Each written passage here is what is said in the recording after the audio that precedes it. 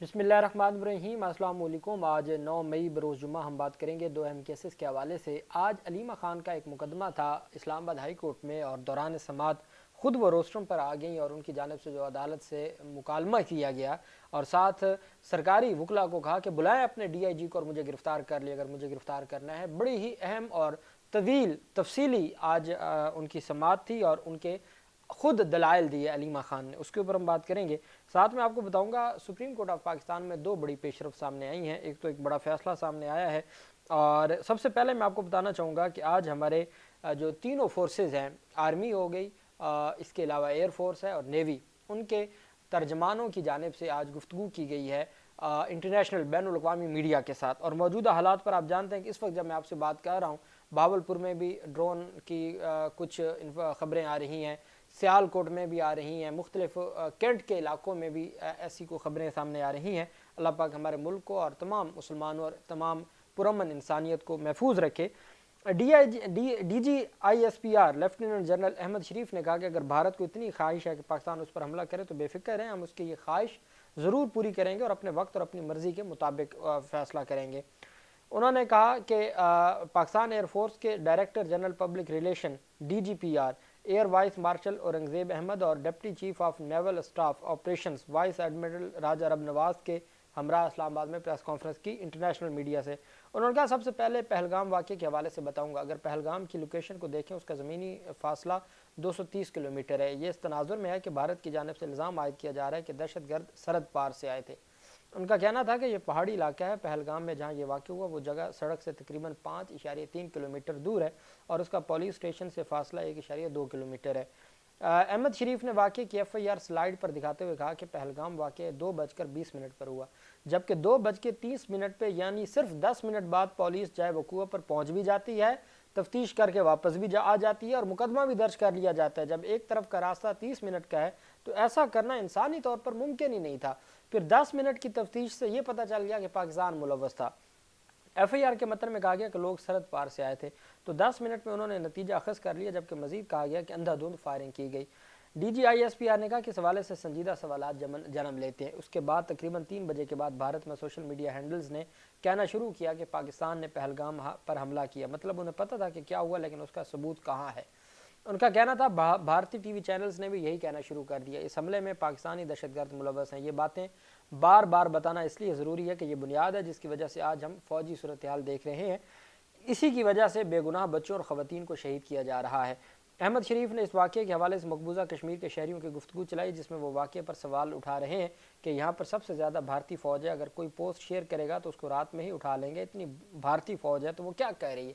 एक और शहरी ने कहा कि मनसूबा बनाकर ऐसा ना करो, क्या ये सिक्योरिटी की नाकामी नहीं है। DGISPR का कहना था कि भारतीय हुकूमत के पास शहरियों के सवालात का कोई जवाब नहीं है, इसलिए उन्होंने तवज्जो हटाने के लिए ऐसा किया है। उन्होंने पाकिस्तान पर हमला कर दिया है। उन्होंने कहा कि भारत ने हज़ारों ट्विटर हैंडल्स और सोशल मीडिया साइट्स पर पाबंदी लगा दी। उन्होंने पाकिस्तान के तमाम डिजिटल मीडिया पर भारत में पाबंदी लगा दी ताकि उनके अवाम सिर्फ वही सुने जो वो बताना चाहते हैं।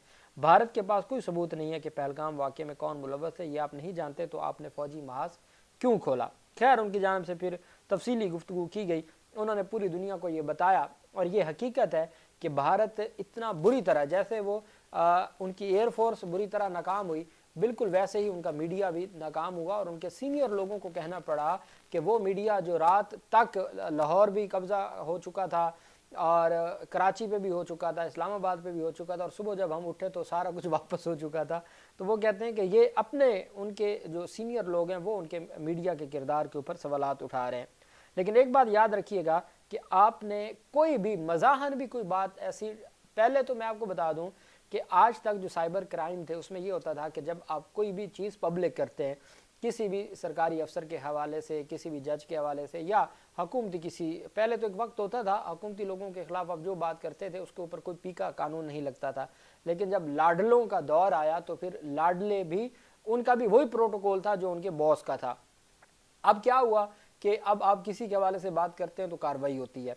अच्छा, एक बात आप याद रखिएगा कि पहले ये होता था कि जब आपने कोई पब्लिक किया है किसी के हवाले से, कोई ऐसा आपने तौहीन आमेज बात की है तो कार्रवाई होती थी। अब अगर आप व्हाट्सएप में प्राइवेट चैट में भी किसी हवाले से कोई बात करेंगे तो आपके खिलाफ कार्रवाई होगी। मज़ाहन भी ऐसी बात ہرگز نہ کریں اور اپنے آپ کو محفوظ رکھیں۔ یہ پاک فوج اور ملکی اداروں کے خلاف پروپیگنڈا کرنے پر وفاقی ادارے کی اعلیٰ عہدیدار کے خلاف پیکا قانون کے تحت مقدمہ درج کیا گیا ہے۔ نیشنل سائبر کرائم ایجنسی نے لاہور میں وفاقی ادارے کی خاتون سینئر عہدیدار کے خلاف مقدمہ درج کیا ہے۔ متن کے مطابق ملزمہ وفاقی محکمے میں اعلیٰ عہدیدار ہے۔ پاک بھارت کشیدگی کے دوران واٹس ایپ گروپ میں ملزمہ نے لوگوں کو قومی ادارے کے خلاف بھڑکانے کی کوشش کی۔ متن میں تحریر کیا گیا کہ ملزمہ کے موبائل فون میں واٹس ایپ چیٹ سے پاکستان آرمی کے خلاف تضحیک آمیز میسیجز کی تصدیق ہوئی اور ان کے خلاف آن لائن جھوٹی خبریں پھیلانے پر یہ کارروائی کی گئی۔ تو بالکل جو اس وقت ایسی کوئی بات کرے اس کے خلاف قانونی کارروائی بنتی ہے، قانونی کارروائی میں کوئی دوسری رائے نہیں ہے، لیکن اپنے آپ کو محفوظ رکھیں اور ان چیزوں سے آپ مثبت طریقے سے جتنا کر سکتے ہیں کریں، رکاوٹیں نہ پیدا کریں، اپنے لیے مسائل نہ بنائیں۔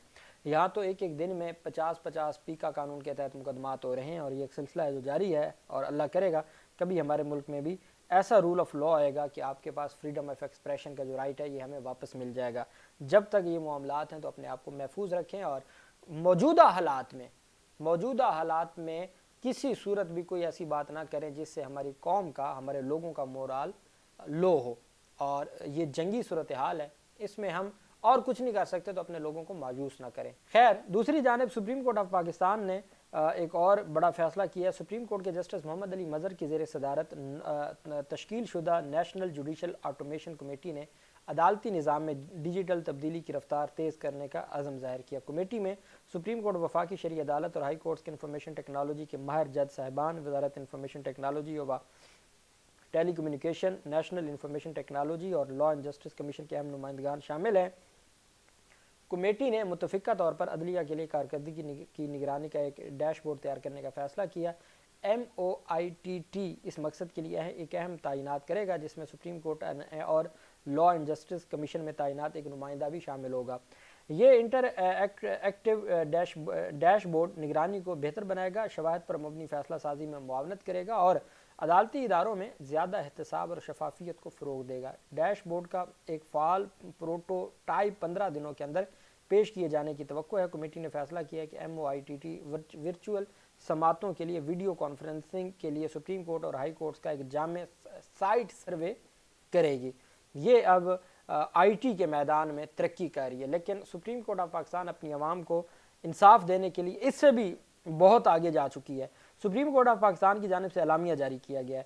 موسم گرما کی جو 2 مہینوں کی چھٹیاں ہوتی تھیں، اب سپریم کورٹ آف پاکستان کا ہر جج صرف 1 مہینہ چھٹیاں کرے گا۔